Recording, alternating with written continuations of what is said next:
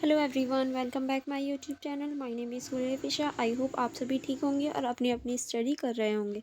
चलिए फिर आज मैं आपको बता दूं, आज की वीडियो है हमारी सेमेस्टर 5th की। और जो हमारा सब्जेक्ट है वो एजुकेशन है और हमारे सब्जेक्ट का नाम है making the work place inclusive. Hindi में है इसका नाम, हमारी बुक का नाम है कार्यस्थल को समावेश बनाना। ये हमारी बुक है जो सेमेस्टर 5th की है। ओके, और सेमेस्टर 5th की एजुकेशन की बुक है। अगर आपके पास एजुकेशन है तो ये रियल में बहुत हेल्पफुल होने वाली है आपके लिए वीडियो। चलो मैं आपको सिलेबस सिखा देती हूँ। मैंने बाय द वे पूरी वीडियो बनाई है पूरे सिलेबस के ऊपर। और आपका जो 8 तारीख का पेपर है, अब आपका 8 जनवरी का पेपर है। जो 8 जनवरी का पेपर है उसमें आप ये सारे चैप्टर देखने को मिलेंगे। 7 चैप्टर हैं, 7 चैप्टर आएंगे आपके सिलेबस में। चलिए फिर स्टार्ट करते हैं आज का हमारा फर्स्ट चैप्टर। ओके, चलिए फिर आगे बढ़ते हैं हम लोग और स्टार्ट करते हैं हमारा चैप्टर। हमारे आज जो चैप्टर है उसका नाम है, चैप्टर नंबर 1, नाम है विविधता और अक्षमता। विविधता और अक्षमता क्या होती है, कैसे हम इस चैप्टर में इन सारी चीज़ों को पढ़ेंगे। और मेनली हम फोकस करेंगे विकलांगता पर, क्योंकि ये हमारी पूरा जो बुक है वो विकलांगता पर आधारित है और विकलांगता के बारे में ही हम मेनली चीज़ें पढ़ते हैं। चलिए फिर मैं आपको बता देती हूँ कैसे कैसे हम विकलांगता के बारे में पढ़ेंगे। फर्स्ट मैं आपको बता देती हूँ कि विविधता क्या होती है। विविधता का अर्थ होता है जैसे कि कोई भी देश है जहाँ बहुत सारे लोग रहते हैं, उनका कल्चर अलग अलग है, तो वो क्या है, वो विविधता है। जैसे कि आप एग्जाम्पल के लिए हमारे भारत को मान सकते हैं। जैसे कि आपको पता है भारत एक बहुत बड़ा देश है और बहुत ही महान देश है। इस देश में बहुत सारे लोग विविधता से भरे, ये पूरा ही देश विविधता से भरा हुआ है। कैसे, हमारे यहाँ का खान पान हर किसी का अलग होता है। हर किसी का खान पान अलग है, रहन सहन अलग है, जीने की जीवन शैली अलग है। तो वो क्या है, विविधता है। और अक्षमता किसी चीज़ को करने की जो क्षमता होती है और उस चीज़ को ना करने की अक्षमता कहलाता है। जैसे कि कोई व्यक्ति है जो चल सकता है, वो उसकी क्षमता है। और दूसरा व्यक्ति है जो नहीं चल सकता, वो उसकी अक्षमता है। यानी वो नहीं चल सकता, वो उसकी अक्षमता है। जैसे कि हम विकलांगता के रूप में देख सकते हैं, बहुत सारी अक्षमता ऐसी हैं। जैसे देखने की अक्षमता, देख नहीं पाना, चल नहीं पाना, ये सभी क्या है, ये सभी अक्षमताएं। ठीक है, चलिए फिर स्टार्ट करते हैं आज का हमारा लेसन। फर्स्ट हम परिचय देख लेते हैं कि क्या है परिचय में।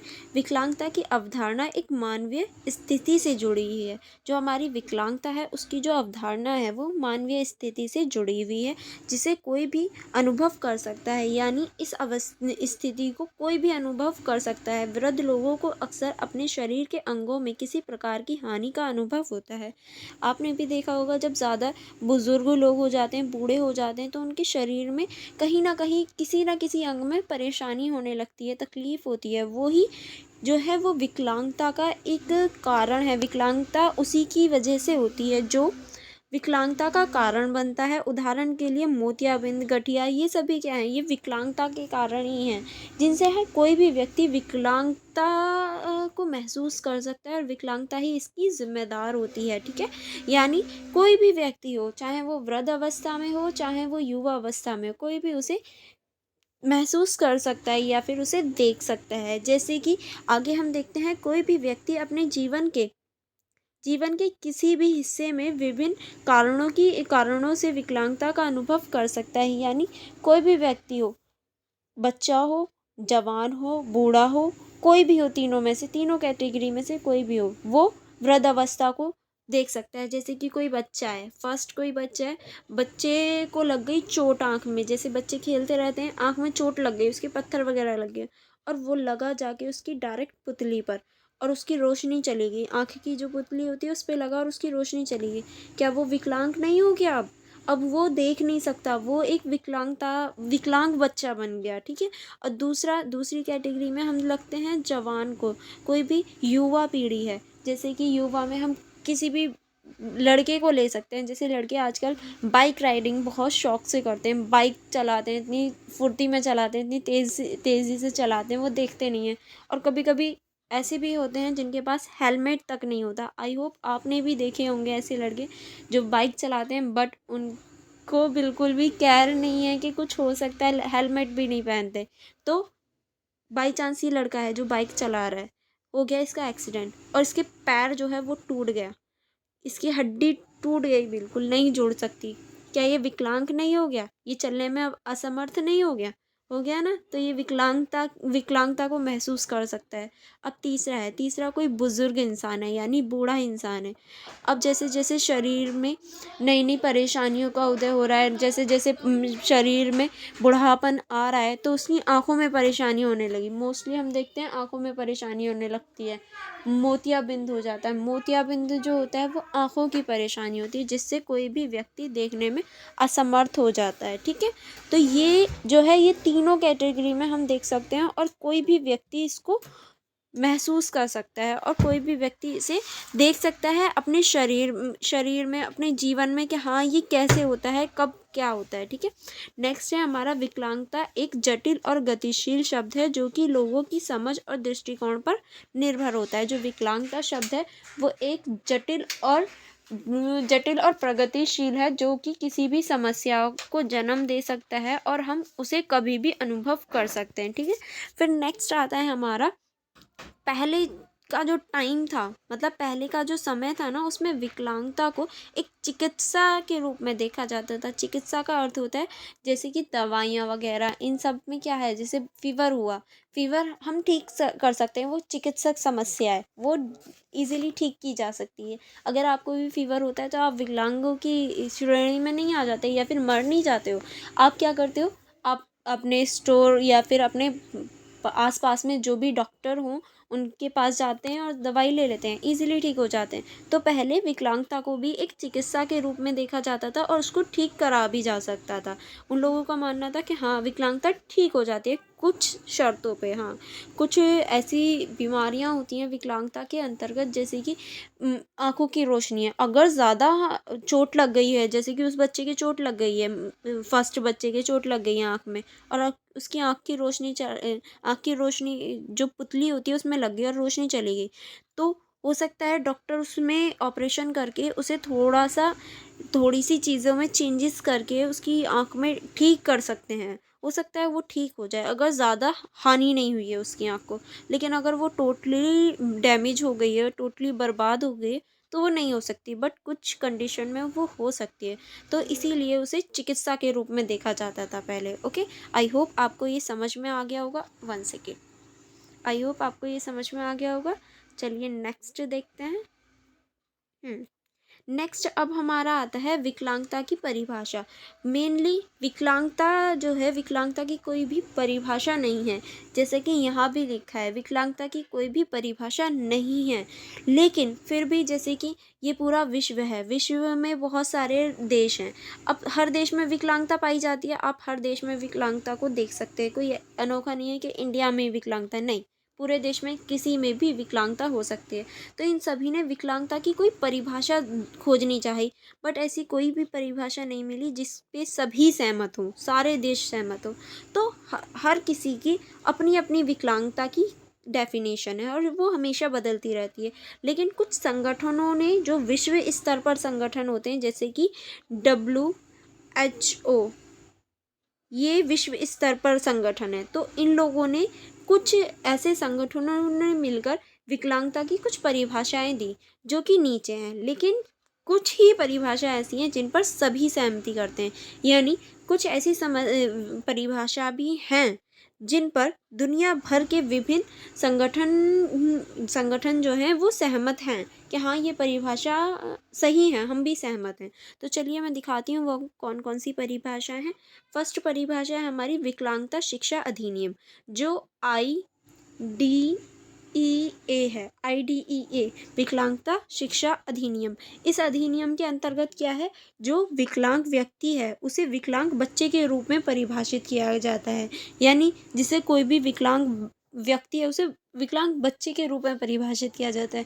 जैसे कि कोई भी बच्चा है जो विकलांग है, उसे जैसे जैसे ट्रीट किया जाता है, जैसे उसकी हर बात का ख्याल रखा जाता है, उसे एक छोटे बच्चे की तरह ट्रीट करना होता है इस चीज़ में।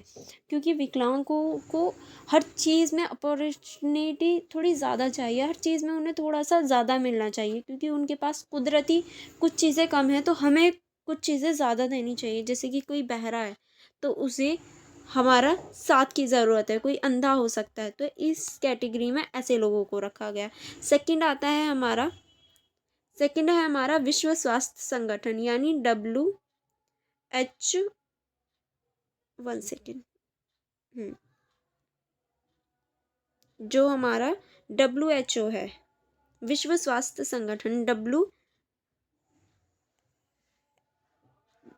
सॉरी ये गलत हो गया, WHO।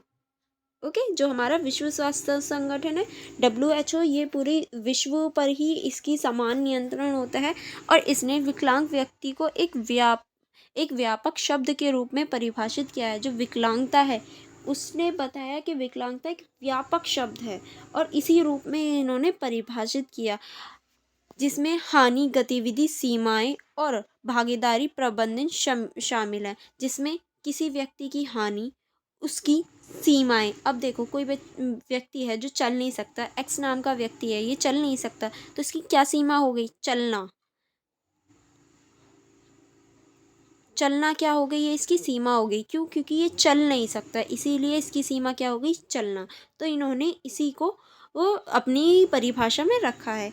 तीसरा आता है हमारा तीसरा जो है हमारा वो है विशाल विकलांग व्यक्ति के अधिकारों पर कन्वेंशन की प्रस्तावना। जो विकलांग व्यक्ति है उसके अधिकारों पर कन्वेंशन की प्रस्तावना, जो कि CRPD के अंतर्गत आता है और जो हमारा ये आया था 2006 में। ठीक है, ये आया था हमारा 2006 के अंतर्गत।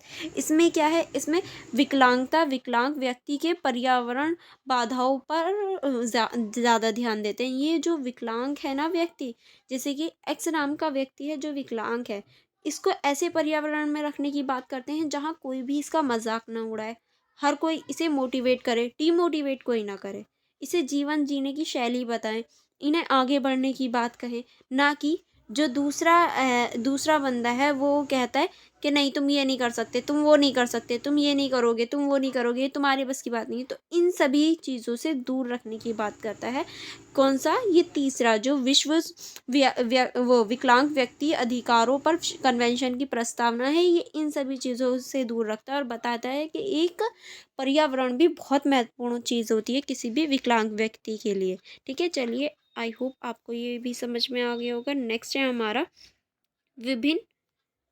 विभिन्न दृष्टिकोणों पर आधारित विकलांगता के मॉडल। अब विकलांगता के आपसे मॉडल पूछे जा सकते हैं। मेनली विकलांगता के 5 मॉडल हैं। ठीक है, मोस्टली 5 मॉडल हैं और जो सबसे पुराना मॉडल है वो है ये। सबसे पुराना मॉडल है हमारा धार्मिक मॉडल। धार्मिक मॉडल जो है वो सबसे पुराना मॉडल माना जाता है। क्यों? क्योंकि ये बहुत ही प्राचीन है। प्राचीन समय में क्या होता था, जो विकलांग व्यक्ति होते हैं उन्हें पाप के रूप में देखा जाता था, उन्हें एक पाप माना जाता था। क्यों? क्योंकि पहले माना जाता था कि जो विकलांग व्यक्ति है ना, उन्होंने पहले पिछले जन्म या पुनर्जन्म में कोई ना कोई हानि की होगी, कोई ना कोई दुष्ट पाप किया होगा, तभी भगवान या अल्लाह या फिर ऊपर वाले ने इन्हें ऐसा बनाया है, ज़रूर इनकी कर्मों की सज़ा मिली है। तो धार्मिक में क्या होता था, इन्हें कर्मों की सज़ा मानी जाती थी और इन लोगों को जादू टोना से जोड़कर देखा जाता था और सभी लोगों के लिए ना बहुत ज़्यादा बुरा बर्ताव किया जाता था कि तुम्हारी समस्या है, तुम देखो, हम नहीं जानते। और जो उनके परिवार वाले होते थे ना, उनके साथ भी बहुत बुरा व्यवहार किया जाता था कि तुम्हारे परिवार में एक ऐसा व्यक्ति जन्म लिया है, ऐसे व्यक्ति ने जिसने पुराने जन्म में यानी पिछले जन्म में बहुत पाप किए होंगे, इसीलिए ऊपर वाले ने इसे ऐसी ज़िंदगी दी है, ऐसी बुरी ज़िंदगी दी है। इसलिए कभी कभी क्या होता था, जो घर वाले होते थे ना, वो भी उन लोगों को छुपाते थे दुनिया वालों के सामने आने से। ओके, तो ये हमारा जो है धार्मिक मॉडल के अंतर्गत आता है, जो सबसे पुराना मॉडल है। नेक्स्ट आता है हमारा मेडिकल मॉडल। मेडिकल मॉडल जो है वो 19वीं शताब्दी में शुरू हुआ मेडिकल मॉडल। और इसमें क्या है, इसमें विकलांग व्यक्तियों को एक चिकित्सक स्थिति के रूप में देखा जाता है। विकलांगों को एक विकलांग व्यक्ति एक चिकित्सक स्थिति के रूप में देखा जाता है। मतलब विकलांग जो है वो एक चिकित्सक स्थिति है, यानी बीमार व्यक्ति की स्थिति में है। इस मॉडल के अनुसार विकलांगता एक व्यक्ति की व्यक्तिगत चिकित्सा स्थिति है। यानी इन लोगों का मानना था जो विकलांगता है वो उसकी व्यक्तिगत है, उसमें हम कुछ नहीं कर सकते। बेशक वो बीमार है पर उसकी व्यक्तिगत बीमारी है, हम क्या करें, है तो है, तुम्हारी है, तुम देखो। ऐसी चीज़ें थी जो शरीर के किसी अंग, मस्तिष्क या तंत्रिका तंत्र के क्षतिज या हानि होने के कारण होती है। यानी इन लोगों का मानना था कि विकलांग जो व्यक्ति है वो एक चिकित्सक रूप में है, और वो जो परेशानी है, वो जो उसे तकलीफ है, वो उसकी खुद की है, हम कुछ नहीं कर सकते भैया, वो तुम्हारी है, तुम देखो। लेकिन वो होती कैसे थी, क्या कारण थे? या तो शरीर के किसी भी अंग में या मस्तिष्क में या तंत्रिका तंत्र में कोई भी हानि होने के कारण होती थी। और इन लोगों का मानना ये था कि अगर फर्स्ट वाले जो थे धार्मिक वाले, वो कहते थे तुम समाज में आ ही नहीं सकते। धर्म वाले कहते थे तुम समाज से बिल्कुल अलग हो। ये कहते थे मेडिकल वाले, ठीक है तुम्हें हम समाज में ले सकते हैं, लेकिन पहले तुम अपना इलाज करवाओ। अगर तुमने इलाज करवा लिया, तुम नॉर्मल हो गए, तो तुम भी समाज में आ सकते हो, ये मेडिकल स्थिति है, सुधार हो जाएगा, लेकिन ये तुम्हारी है। अगर तुम हम पे ये करो कि तुम हमारी हेल्प कर दो, तुम हमें थोड़ी सी छूट वगैरह दो, नहीं। इन लोगों का मानना था हम ऐसा कुछ नहीं करेंगे, ये तुम्हारी स्थिति है, तुम देखो। बट हाँ, अगर तुम ठीक हो गए तो तुम समाज में एक नॉर्मल लाइफ जी सकते हो, इन लोगों का ये मानना था। ठीक है, नेक्स्ट आता है हमारा चैरिटी आधारित मॉडल। चैरिटी आधारित मॉडल में क्या है, यह मॉडल देखभाल और सहानुभूति की दृष्टि पर आधारित है। यानी चैरिटी आधारित जो मॉडल है, ये हमारा देखभाल और सहानुभूति की दृष्टि पर आधारित है। जैसे जैसे स्थिति बदली, वैसे वैसे पता है क्या हुआ, गंभीर लोग जो थे उनके लिए थोड़ी सी सहानुभूति आने लगी। तो वैसे ही है ये मॉडल सहानुभूति पर आधारित है। गंभीर रूप से बीमार लोगों की देखभाल के लिए ब्रिटिश काल में दुनिया भर में ईसाई मिशनरियों की स्थापना की गई। जब ब्रिटिश काल चल रहा था भारत में, तो ईसाई मिशनरियों की बहुत ज़्यादा बुलाया गया और उनकी संगठन बनाया गया। और क्या हुआ, जब संगठन बनाया गया तो उन लोगों ने जागरूकता फैलाई। विकलांग लोगों के लिए धन और संसाधन उपलब्ध कराने में कई धार्मिक संगठन शामिल हैं। जो विकलांग लोग हैं उनमें उन्हें संसाधन प्रोवाइड करवाने के लिए बहुत सारे धार्मिक संगठन भी हैं। ठीक है, ये सभी हमारे चैरिटी आधारित मॉडल में आता है। इसमें क्या होता है, एक व्यक्ति है, उसे सिंपल लैंग्वेज में कहें तो जैसे कि एक व्यक्ति है जो विकलांग है, उसे चैरिटी पर बताया जाता है। चैरिटी जो कि दान होता है उस पर निर्भर रहना पड़ता है, और उसे हेल्प की ज़रूरत होती है। इन लोगों का ये मानना है कि उसे हेल्प की ज़रूरत है और हेल्प करनी चाहिए ये, और उसके लिए चैरिटी करनी चाहिए। तो ये चैरिटी आधारित मॉडल हो गया। नेक्स्ट देखते हैं हम अब हमारा नेक्स्ट आता है, ये धार्मिक मॉडल मैंने आपको बता दिया। नेक्स्ट आता है हमारा सामाजिक मॉडल। सामाजिक मॉडल जो है वो 20वीं शताब्दी में प्रारंभ हुआ था। सामाजिक मॉडल, इसमें क्या है, विकलांग व्यक्तियों की मदद के रूप में देखा जाता है। मतलब जैसे कि जैसे स्कूल हैं या फिर कोई बिल्डिंग, मान लो मोस्टली बिल्डिंग है, बिल्डिंग बना दी गई है। अब बिल्डिंग में क्या है, हमारे लिए स्टेयर्स होती हैं, यानी सीढ़ियाँ होती हैं, हम नॉर्मली चढ़ के चले जाते हैं। बट जो विकलांग है, जो चल नहीं सकता, वो कैसे चढ़ेगा? तो उसके लिए रैंप वॉक बनाई जाती है, मतलब जिस पे सिर्फ ऐसे ही चला जा सके। उन पे सीढ़ियाँ नहीं होती, रैंप वॉक की तरह होती है, उस पर सिंपली प्लेन होता है, उस पर धीरे धीरे चढ़ सकते हैं वो लोग। या फिर जो उनकी व्हील चेयर होती है उसके साथ भी वो चढ़ सकते हैं। तो ऐसी चीज़ें बनाना सामाजिक मॉडल के अंतर्गत आता है। यानी समाज में उनको भी ध्यान में रखकर सारी प्रगति करना, सब पे ध्यान देकर कुछ चीज़ें बनाना, जो सामाजिक मॉडल के अंतर्गत आती हैं। ठीक है, फिर नेक्स्ट हमारा आता है मानव अधिकार मॉडल। मानव अधिकार मॉडल जो है मेनली 1970 के दशक में आया। और इसमें क्या था, जैसे कि कोई भी व्यक्ति है जो विकलांग है, वो उसके अधिकारों की मांग कर सकता है, और उसके अधिकारों, जैसे उसे कोई परेशानी है, तो वो हम लोगों से जो नॉर्मल हैं, जो कार्य करवाते हैं, उनसे शिकायत कर सकते हैं कि नहीं ये चीज़ होनी चाहिए। इसमें जैसे कि आपने न्यू बस देखी होंगी, दिल्ली के अंदर भी, जो दिल्ली है उसके अंदर आपने न्यू बस देखी होंगी। पहले जो थी वो स्टेयर्स वाली बस होती हैं, जो पुरानी होती हैं। जो नई बस बनी है ना, जैसे कि एसी वाली बस हो गई, ये जो न्यू बस बनी है उसमें एक हिस्सा होता है जहाँ व्हील चेयर चढ़ने का भी रास्ता बनाया गया है। बेशक हम लोग उसको यूज़ नहीं करते, आपने यूज़ करते हुए तो नहीं देखा होगा, क्योंकि मैंने भी आज तक नहीं देखा। अगर देखा हो ना, कमेंट में ज़रूर बताना कि आपने वो यूज़ करते हुए देखा है, बस में जो व्हील चेयर वालों के लिए होता है। बट वो बनाया गया है उनकी मांगों के ऊपर। उन्होंने कहा कि हमें ऐसा कुछ चाहिए ताकि हम भी बस में ट्रैवल कर सकें, तो इसलिए वो बनाया गया। और एक साइड में खाली जगह भी होती है, वो खाली जगह हम लोगों के लिए खड़े होने के लिए नहीं होती। बहुत सारे लोग क्या करते हैं, वहाँ जाके खड़े हो जाते हैं। जब हम ग्रुप में जाते हैं कहीं तो मोस्टली मैंने देखा है वहाँ जाके खड़े हो जाते हैं। वो मेनली जो जगह होती है वो एक विकलांग व्यक्ति की होती है, जहाँ वो व्हील चेयर लाकर बैठ मतलब वहाँ अपनी व्हील चेयर को खड़ी कर कर वहाँ बैठ सके, आराम से उस जगह पर बैठ सके। तो इसलिए वो मेनली जगह बनाई जाती है। और वहाँ एक मतलब रोड टाइप में भी बनाया जाता है जो बस से निकलता है और उसमें चढ़ जाते हैं। आई होप आपको समझ में आ गया हो। और समझ में आ गया हो ना तो बताना ज़रूर कि आपने देखा है या नहीं। ठीक है, नेक्स्ट चलते हैं। अब हमारा नेक्स्ट है हमारा भारत में विकलांगों के आंकड़े।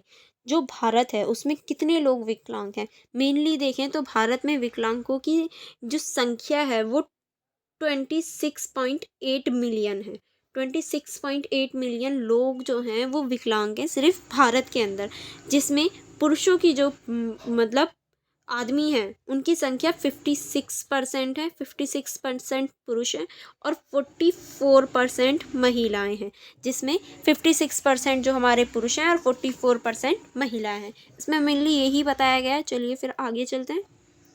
आगे हमारा है विकलांगता की ऐतिहासिक पृष्ठभूमि, या विकलांगता जो है वो प्राचीन काल में कैसी थी, या विकलांगता थी भी या नहीं, पहले विकलांगता थी या नहीं थी, इस बारे में हम चर्चा करेंगे। विकलांगता थी तो कैसी थी, या कैसे हम लोग उसको ट्रीट करते थे जो लोग विकलांग होते थे। विकलांगता के जो प्रमाण मिलते हैं हमें वेदों और पुराणों से भी मिलते हैं।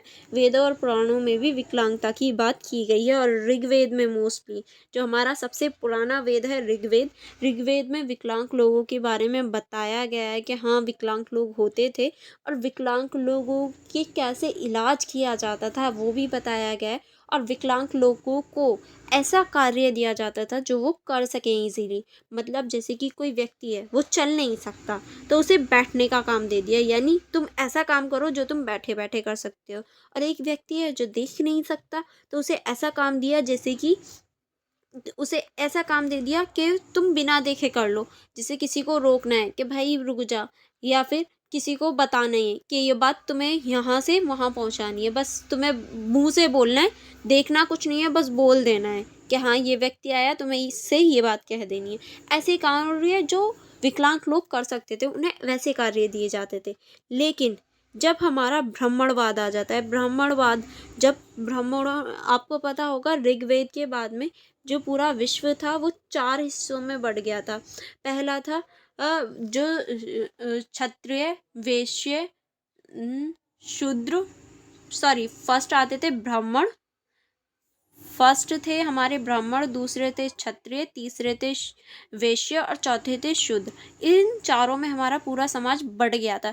तो ब्राह्मणवाद जब आया तो ये समाज बट चुका था और ब्राह्मणों को सबसे ऊपर रखा गया था। लेकिन जब ब्राह्मणवाद आ गया, पहले तो कोई भेदभाव नहीं होता था, लेकिन ब्राह्मणवाद के आने के बाद भेदभाव शुरू होने लगा विकलांग व्यक्तियों के साथ। उनके साथ बहुत ज़्यादा भेदभाव किया जाने लगा कि नहीं तुम विकलांग हो, तुमने कोई पाप किया है, तुम अछूत हो, हमसे दूर रहो। ऐसी चीज़ें होने लगी समाज में, जिसकी वजह से समाज में विकलांग व्यक्तियों को बहुत ज़्यादा निर्दलीय माना जाने लगा, उन्हें बेचारा जाने लगा, उनके लिए बहुत ज़्यादा क्रूरपन आने लगा और उन्हें बहुत ज़्यादा परेशानियों का सामना करना पड़ा। चलिए आगे बढ़ते हैं।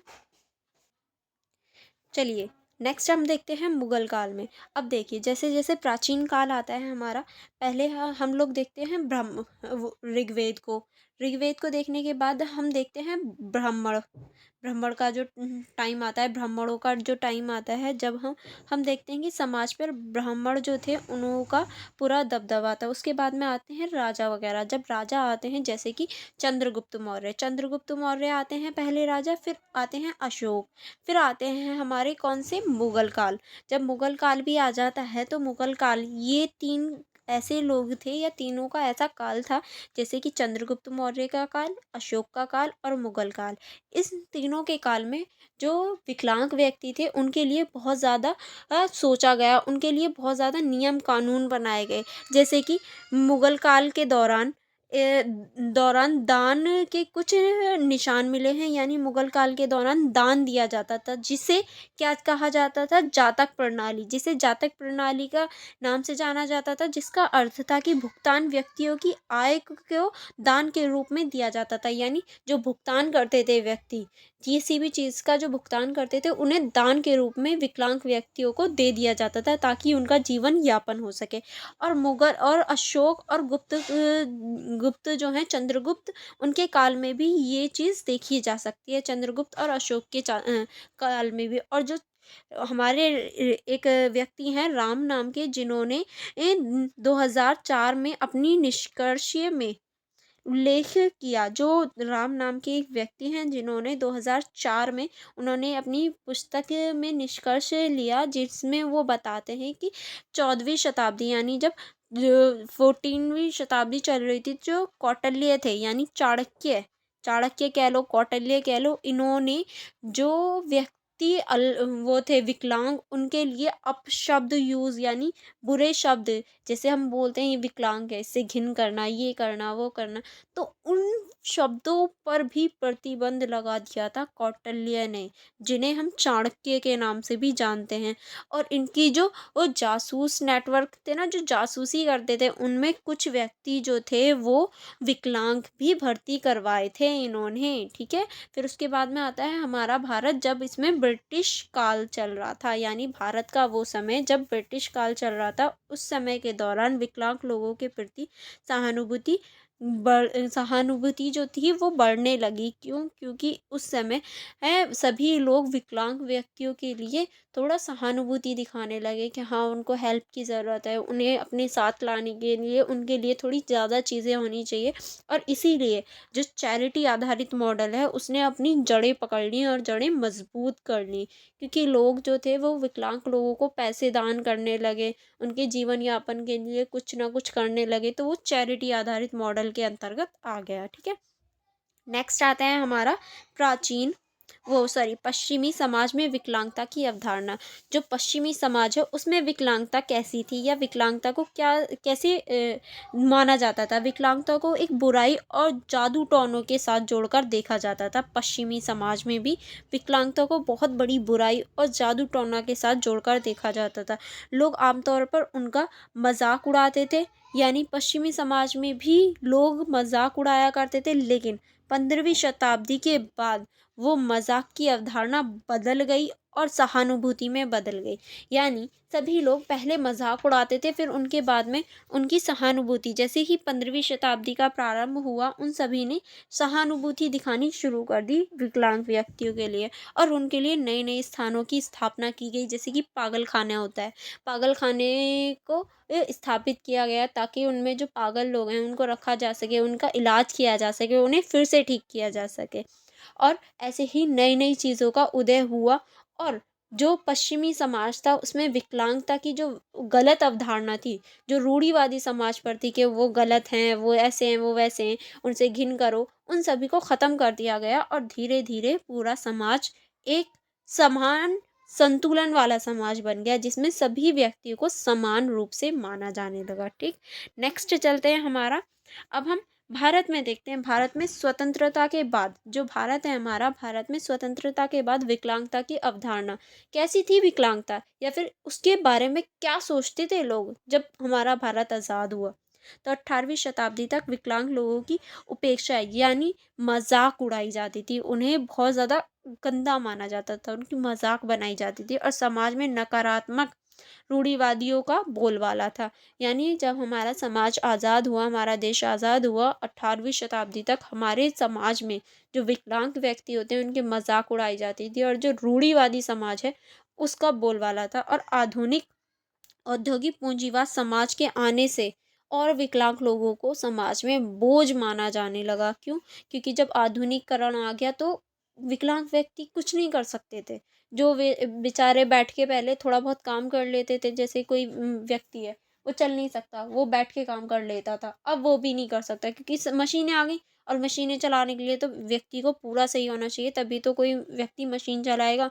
तो उन्हें एक समाज में बोझ के रूप में माना जाने लगा कि अब वो कुछ नहीं कर सकता, वो भैया बोझ बन गया है, अब उसे वो इंसान बेकार है हमारे समाज के लिए, ऐसी ही धारणा आने लगी। ठीक है, फिर उसके बाद में क्या होता है, हमारी भारत में जब 19वीं शताब्दी होती है, भारत में विकलांग व्यक्तियों की शिक्षा के लिए पहला 19वीं शताब्दी में हुई, यानी जो विकलांग व्यक्ति हैं उनकी जो शिक्षा की पहल हुई वो 19वीं शताब्दी में। पहल का मतलब होता है शुरुआत, शुरुआत जो हुई वो 19वीं शताब्दी के अंत में हुई। और सबसे पहले नेत्रहीन और श्रवण बच्चों के लिए स्कूल की स्थापना की गई। नेत्रहीन यानी जो देख नहीं सकते, श्रवण यानी जो सुन नहीं सकते, ऐसे बच्चे जो अंधे या बहरे हों उनके लिए स्कूल की स्थापना की गई। और धीरे धीरे 20वीं शताब्दी तक ये स्कूल पूरे भारत में फैल गए। और अब पूरे भारत में हम ऐसे स्कूलों को देख सकते हैं जो विकलांग व्यक्तियों के लिए बनाए गए हैं और विकलांग व्यक्तियों की मदद करते हैं। ठीक है, नेक्स्ट चलते हैं। अब हमारा आता है लिंग और अक्षमता। लिंग जहाँ भी आ जाए वहाँ पुरुष और महिला दोनों में अंतर की बात होती है। और लिंग से तात्पर्य हमेशा मोस्टली जहाँ भी आप देखोगे वो महिला से होता है। क्यों?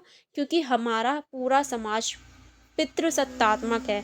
यहाँ तक कि जब हम वैदिक सभ्यता देखते हैं, यानी हड़प्पा सभ्यता में मातृसत्तात्मक था। पर सभ्यता के बाद जैसे कि आर्य सभ्यता और जितने भी आए हमारे शासन वगैरह, जितने भी शासक हुए, जो भी हुए, ये सभी पितृसत्तात्मक बन गए। जब से महिलाओं को बहुत कम आंका जाता है। ठीक है, इसमें पढ़ते हैं यानी महिलाओं की अक्षमता, महिलाओं की जो कार्य करने की क्षमता है उसमें कमी होना, उसको हम कैसे देखेंगे। लंबे समय से महिलाओं को समाज में बहुत भेदभाव का सामना करना पड़ रहा है, ये आप भी जानते हैं। और अभी से नहीं, बहुत लंबे समय से कि तुम्हें ये नहीं करना, तुम वो नहीं कर सकते, तुम घर से बाहर नहीं निकल सकते, तुम इतने टाइम ये नहीं कर सकते, तुम ये नहीं कर सकते, महिलाओं को ऐसी बातें बहुत सुननी पड़ती हैं। ठीक है, और आई होप अगर आप लड़की हो तो आपने भी ये सारी बातें सुनी होंगी, वरना अदरवाइज़ आप लड़के हो तो आप अपने घर में अपनी मम्मी या फिर अपने बहनों को एक साथ भी ये चीज़ देख सकते हो। आप लेट नाइट घर जा सकते हो बट आपकी बहन को ये चीज़ अलाउ नहीं होगी। आप स्मोक कर सकते हो बट आपकी बहन को अलाउ नहीं होगी। बट स्मोक करना गलत बात है, चाहे वो लड़का हो या लड़की, दोनों के लिए। ओके, स्मोक वगैरह मत करना कभी भी। चलिए नेक्स्ट पढ़ते हैं हम। वह सामाजिक बहिष्कार और विभिन्न सामाजिक गतिविधियों में गैर भागीदारी के प्रति अधिक संवेदनशील होती हैं। यानी समाज में जो भागीदारी होती है, जैसे पुरुष भागीदारी निभाते हैं किसी भी कार्य को करने में, महिलाओं को गैर भागीदारी माना जाता है। मतलब ये सोच बन गई है कि महिलाएं भागीदार हो ही नहीं सकती या फिर महिलाएं कुछ कर नहीं सकती। आई नो थोड़ा सा साउंड आ रहा होगा बैकग्राउंड से, बस थोड़ा थोड़ा सा एडजस्ट कर लो आप लोग भी। ओके, चलिए आगे बढ़ते हैं। विकलांगता ने उन्हें उनकी अक्षमता और उनके लिंग के कारण दोहरे भेदभाव के रूप में चिन्हित किया है। यानी देखो, अगर कोई भी लड़की है, लड़की मेनली जो भी लड़कियां होती हैं उन्हें भेदभाव का सामना करना ही पड़ता है। जैसे कोई लड़की है, ये लड़का है, ये गर्ल है, ये बॉय है। बॉय को अगर हम गर्ल को पढ़ा रहे हैं तो हम सोचेंगे 12th इनफ। बॉय को पढ़ा रहे हैं हम सोचेंगे हाई स्कूल कर ले, बीए कर ले, बीकॉम कर ले, जो उसे बनना है वो बन ले। क्यों क्यों? क्योंकि जो बॉय है वो आगे चल के हमारे मतलब माँ बापों का सहारा बनेगा, बट जो गर्ल है वो शादी करके दूसरे घर चली जाएगी। पर वो ये नहीं सोचते जो शादी करके जाएगी, आप भी तो शादी करके किसी और की लड़की को लाओगे, तो उसे भी पढ़ाओ। तो ऐसे माना जाता था कि जो समाज है वो लड़कियों को नहीं सपोर्ट करता, लड़कों को ज़्यादा सपोर्ट करता है। ठीक है, नेक्स्ट चलते हैं। नेक्स्ट है हमारा, और इसी कारण से महिलाओं को एक तो वैसे भेदभाव करना पड़ता है। अगर वो लड़की विकलांग निकल गई तो भैया उससे तो जीना बहुत ज़्यादा मुश्किल है। एक तो वैसी महिला है वो, दूसरी वो विकलांग और है, तो उसकी सारी अपॉर्चुनिटी जो होती हैं वो छिन जाती हैं कि एक तो तुम वैसी महिला, ऊपर से तुम विकलांग, तुम क्या कर लोगी, ऐसे सोचते हैं फिर लोग। ओके, तो ऐसे में महिलाओं को दोहरे भेदभाव का सामना करने को मिलता है, और करने को हम देखते भी हैं ऐसे दोहरा भेदभाव। ठीक है, नेक्स्ट बढ़ते हैं। दुगने हाशिए पर रहने के कारण विकलांग महिलाओं को अक्सर विभिन्न सामाजिक और राजनीतिक गतिविधियों में भाग लेने के अवसर कम हो जाते हैं। अब देखो, महिलाओं को सामाजिक और राजनीतिक गतिविधियों में भेदभाव वो भी देखने को मिलते हैं, और उनकी जो भाग लेने की जो क्षमता होती है उसको कोई देखता भी नहीं है। आपने कभी देखा है? मोस्टली राजनेता जो होते हैं वो आदमी होते हैं, लेडीज़ बहुत कम होती है, क्योंकि उन्हें कोई भी आगे बढ़ाता ही नहीं है, इसीलिए लेडीज़ कम होती हैं। और शिक्षा, अगर हम शिक्षा की बात करें तो शिक्षा तक तो पहुँच प्राप्त करने में उनकी बहुत ज़्यादा कठिनाई प्राप्त होती है, कठिनाई देखने को मिलती है। अगर कोई व्यक्ति है, जो लड़की है, उसे वैसे ही शिक्षा बहुत कम दी जाती है, और वो विकलांग और हो जाए तो उसकी शिक्षा तो गई, ऐसे समझ लो, ठीक है। उसे ऐसे देखा जाता है। बाल विवाह, प्रारंभिक गर्भावस्था और महिला जनन विकृति कुछ ऐसी बीमारियां हैं जो महिलाओं में विकलांगता के लिए जिम्मेदार हैं। यानी महिलाओं में विकलांगता होती कैसे? अगर उनका विवाह जल्दी हो जाए, उनकी गर्भ अवस्था में कुछ परेशानी हो जाए, जिसकी वजह से कोई भी बच्चा हो, चाहे वो लड़की हो या लड़का हो, तो वो विकलांग पैदा हो सकता है, ठीक है। ऐसे सबूत हैं जहाँ वैधिक विकलांग लड़कियों के उनके परिवार के सदस्य द्वारा कमरों में बंद कर दिया जाता है। यानी ऐसे भी देखा जाता है समाज में, जहाँ अगर कोई लड़की विकलांग है, यानी मेंटली बीमार है, वो मेंटली विकलांग है, उसके बौद्धिक जो समस्याएं, यानी जो दिमाग की समस्याएं, वो सही नहीं है, उसका दिमाग काम सही नहीं करता, तो उसके परिवार वाले क्या करते हैं? उसे कमरे में बंद कर देते हैं, उसे समाज के सामने नहीं लाते कि बेइज्जती होगी हमारी। ऐसा भी देखने को मिलता है। जागरूकता और संसाधन की कमी, ये खराब स्वास्थ्य देखभाल और रखरखाव, यौन और प्रजनन के स्थान पर भी देखी जा सकती है। यानी अगर खराब स्थिति हो और ज़्यादा संसाधन ना हो, तो हम जब भी विकलांगता को देख सकते हैं, लड़की में या लड़के में, ठीक है। और ये भेदभाव बहुत ज़्यादा लड़कियों में ही देखा जाता है, क्योंकि लड़कियों को शुरू से ही एक बोझ के रूप में माना जाता है, और अगर वो विकलांग हैं तो उन पर दोहरी विकलांगता या दोहरा भेदभाव देखने को मिलता है। और इन्हीं के तहत, यानी इन्हीं चीज़ों को सोचकर एक लेखिका हैं, दो व्यक्ति हैं जिन्होंने इस पर जोर दिया। एक है अनीता घई और आशा घोष, जिन्होंने विकलांगों की इस मुद्दे को सामने लाया, विकलांगों के इस मुद्दे के बारे में बताया और सभी को जागरूक करवाया, ठीक है। और ये हमारे कुछ विकलांगता की ये जो स्पष्टि है, जो उसकी सीमाएं हैं, कैसे हम विकलांग व्यक्ति को देखते हैं, कैसे ट्रीट करते हैं, ये उसके बारे में बताया है, ठीक है। राज्यों की पार्टियां यह मानती हैं कि विकलांग महिला और लड़की कई भेदभाव के अधीन है, और इस संबंध में उन्हें ये सभी मानव अधिकारों और मौलिक स्वतंत्रता के मूल और समान आदेश सुनिश्चित करने के लिए उपाय करना चाहिए। यानी राज्य की पार्टियां भी ये मानती हैं कि हाँ, महिलाओं के साथ बहुत ज़्यादा भेदभाव किया जाता है। राज्यों के पक्ष महिलाओं के पूर्ण विकास, उन्नत और सशक्तिकरण और सैनिक करने के लिए वो सभी उचित उपाय करके तार्किक उन्हें वर्तमान कन्वेंशन में निर्धारित मानवाधिकार और मौलिक स्वतंत्रता के प्रयोगों पर आनंद की गांठी दी जा सके। यानी महिलाओं के लिए नए नए संगठन बनाए जाते हैं, नई नई चीज़ें बनाई जाती हैं, ताकि उनके साथ भेदभाव कम किया जा सके। और 2010 में स्थापित एक संगठन स्थापित किया गया, जिसका नाम है WEI, सभी विकलांग महिलाओं और लड़कियों के मानवाधिकारों की वकालत करता है। यानी जो विकलांग महिला या विकलांग लड़की है, उसकी वकालत कौन करता है? WEI। ये विकलांग महिला या विकलांग लड़की के लिए है, जो इनके अधिकारों की वकालत करता है। अगर इनके अधिकारों का हनन होता है, तो ये उनके अधिकारों की मांग करते हैं, उनकी वकालत करते हैं, ठीक है। नेक्स्ट आगे चलते हैं। और ये चीज़ ना हम जब कोविड-19 आया था, उस समय भी देख सकते हैं, क्योंकि विकलांगों के ऊपर उस समय भी बहुत ज़्यादा भेदभाव किया जा रहा था, विकलांग लोगों और विकलांग महिलाओं के ऊपर भी, ठीक है। अब विकलांगता और विविधता क्या है? विविधता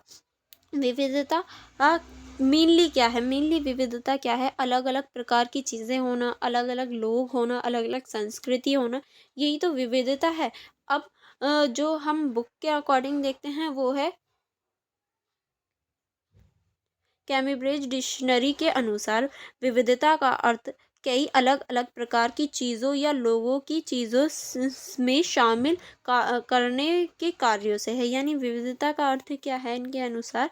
अलग अलग चीज़ों का होना, अलग अलग रहन सहन, अलग अलग खान पान, ये सभी क्या है? ये विकलांगता ही है। और विकलांगता हम मेनली कहाँ देखते हैं?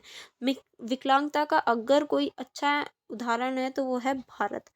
भारत क्या है? विकलांगता का एक अच्छा उदाहरण है। भारत एक विविध देश है, विविधतापूर्ण देश है, जिसमें हम विविधता को देख सकते हैं। विकलांगता का नहीं, विविधता का एक अच्छा उदाहरण है। विकलांगता हम भारत में अच्छे से देख सकते हैं, क्योंकि हमारे भारत में हर चीज़ अलग अलग देखने को मिल सकती है। सारे समाज में अलग अलग लोग हैं, अलग अलग प्रकार की जातियाँ हैं, अलग अलग रहन सहन है, अलग अलग संस्कृति है। ये एक विविधता का देश है हमारा भारत। अब विकलांगता विविधता क्या होती है? विकलांगता विविधता, जिसे एक से ज़्यादा विकलांगता है, वो विकलांगता विविधता के अंतर्गत आता है। चलिए आगे बढ़ते हैं। चलिए मैं बताती हूँ आगे विकलांगता विविधता क्या होता है। विकलांगता विविधता, इसमें विकलांग लोगों की विविधता के एक आयाम के रूप में शामिल किया गया है। यानी विकलांग लोगों की विविधता को एक आयाम के रूप में शामिल किया गया है। विकलांग व्यक्तियों की विभिन्न प्रकार की बौद्धिक, शारीरिक और सीखने की कठिनाइयों को कठिनाइयाँ हो सकती हैं। यानी विकलांग व्यक्तियों में बौद्धिक, शारीरिक और सीखने की कठिनाइयों को रखा गया है और इसी को विकलांगता के अंतर्गत रखा गया है। नेक्स्ट आगे चलते हैं। आगे क्या है हमारा? जो विकलांग व्यक्ति है उसके बारे में ही सारी चीज़ें बताई गई हैं। प्रदर्शन के आधार पर, जब हम प्रदर्शन करते हैं यानी किसी चीज़ को दिखाते हैं, उसका प्रदर्शन करते हैं, प्रदर्शन के आधार पर बच्चों को लेबल करने का मापदंड विकलांगता की गैर स्वास्थ्यकृत को जन्म देता है। यानी जब हम किसी भी चीज़ का प्रदर्शन करते हैं या किसी भी बच्चे का प्रदर्शन करते हैं तो वो विकलांगता का लेबल लगा देते हैं। जैसे कि इस कारण से निःशक्तिकरण से ग्रस्त लोगों को अक्सर दैनिक गतिविधियों में कमी हो सकती है।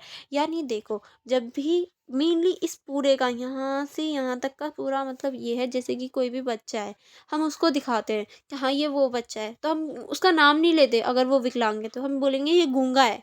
तो वो गूंगा क्या हो गया? वो एक लेबल के रूप में काम करता है जो हमने उस पर लगा दिया कि हाँ वो गूंगा है। वो लेबल ही विकलांगता की विविधता को बताता है, जो सभी बच्चों में उसे अलग करता है। वो एक विविधता के रूप में है, तो इसीलिए विकलांगता को विविधता के रूप में देख सकते हैं और कहा जा सकता है विकलांगता को विविधता के रूप में। अब आगे चलते हैं। आगे है विकलांग। अब हम कैसे उन लोगों को अलग रखते हैं, कैसे हम उन लोगों को अलग एक लेबल देते हैं कि हाँ वो बच्चा विकलांग है या वो बच्चा अलग है। उस चीज़ को करने के क्या क्या वो हैं, कैसे हम उस चीज़ को देखते हैं। तो देखिए, फर्स्ट पॉइंट है विकलांग लोगों के लिए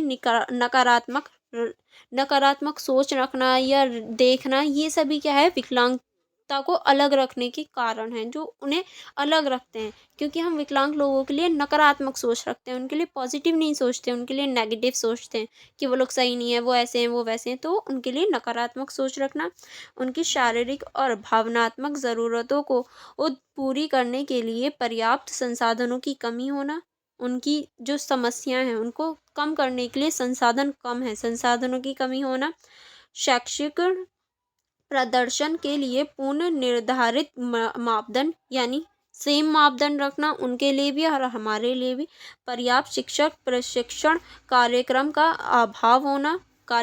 का अभाव होना, सांस्कृतिक पृष्ठभूमि और अक्षमता स्थिति को बदलना और उनमें बहुत ज़्यादा डिफरेंस रखना कि वो ऐसा नहीं ऐसा है। ये सभी मापदंड ऐसे हैं जिनकी वजह से हम विकलांगता को देख सकते हैं, और विकलांगता अलग अलग प्रकार से हम लोग उन्हें जस्टिफाई करते हैं। ठीक है, अलग अलग देखते हैं। विकलांग व्यक्तियों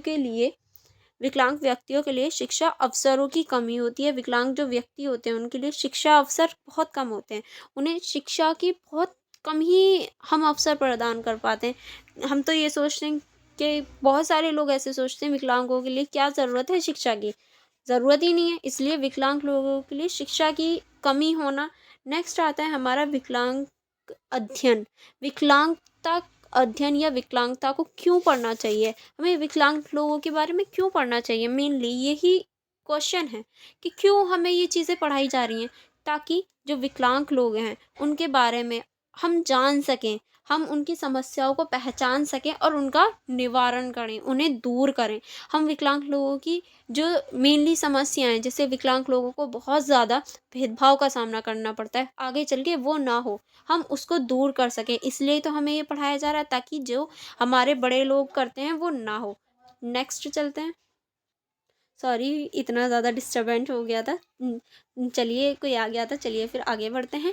नेक्स्ट मैं आपको बता रही थी बहुविकलांगता। बहुविकलांगता क्या होती है? बहुविकलांगता एक व्यापक शब्द है जो किसी भी ऐसे व्यक्ति के लिए प्रयोग किया जाता है जो वो एक से ज़्यादा अधिक विकलांगता से ग्रस्त हो। उदाहरण के लिए, जैसे कोई अंधा है और बहरा है तो उसे बहुविकलांगता है, यानी वो दो विकलांगता से ग्रस्त है, अंधेपन से भी और बहरेपन से भी, तो वो एक बहुविकलांगता बच्चा है और उसे बहुविकलांगता से ग्रस्त है वो, इसीलिए उसे बहुविकलांगता के अंतर्गत रखा गया है। अब हमारा आता है विकलांगता के प्रकार। नेक्स्ट वीडियो में हम विकलांगता के प्रकार करेंगे। आई होप आपको इतना ये सारी चीज़ें समझ में आ गई हों। विकलांगता क्या है? फर्स्ट, विकलांगता क्या है? विकलांगता की परिभाषा, जो परिभाषाएं हमारी मेनली डिसाइड नहीं है। पहली विकलांगता की जो परिभाषा है वो विकलांग शिक्षा अधिनियम ने दी है। दूसरी विश्व स्वास्थ्य संगठन ने और तीसरी दी है विकलांग व्यक्ति के अधिकारों पर कन्वेंशन की प्रस्तावना। और फिर विकलांग व्यक्तियों के जो मॉडल हैं, पहला आता है मॉडल हमारा धार्मिक मॉडल, फिर मेडिकल मॉडल, फिर चैरिटी आधारित मॉडल, फिर आता है हमारा सामाजिक और मानव आधारित मॉडल। ये सारे पांचों मॉडल आपको समझ में आ गए होंगे। भारत में जितने लोग हैं जो विकलांग व्यक्तियों से पीड़ित हैं या विकलांगता से पीड़ित हैं, ऐसे कितने लोग हैं, और भारत में हमारी विकलांगता कैसी है, किस प्रकार से उसने धीरे धीरे जन्म लिया, यानी पहले ऋग्वेद में, फिर ब्राह्मणवाद में, फिर चंद्रगुप्त मौर्य, फिर अशोक, फिर मुगल के बाद में जब अंग्रेज़ भारत में आ गए, कैसे कैसे हुआ। फिर आज़ादी के बाद भी हमने विकलांगता को देखा, और लिंग के आधार पर भी विकलांगता को देखा कि लिंग के आधार पर कैसे है, और विविधता के रूप में भी विकलांगता को देखा कि विविधता के रूप में विकलांगता कैसे है, और बहुविकलांगता क्या होती है। ये सारे पॉइंट आज हमने क्लियर करे। आई होप आपको सभी को ये सारे पॉइंट क्लियर हो गए होंगे। अब मैं नेक्स्ट पॉइंट में आपको विकलांगता के प्रकार बताऊंगी कि विकलांगता कितने प्रकार की होती है। आई होप आपको ये समझ में आ गया हो। अगर आपको अच्छे से सारी चीज़ें समझ में आ गई हों और आपके लिए हेल्पफुल हो, तो please subscribe my channel and like my videos. Okay, thank you so much. मिलते हैं नेक्स्ट वीडियो में।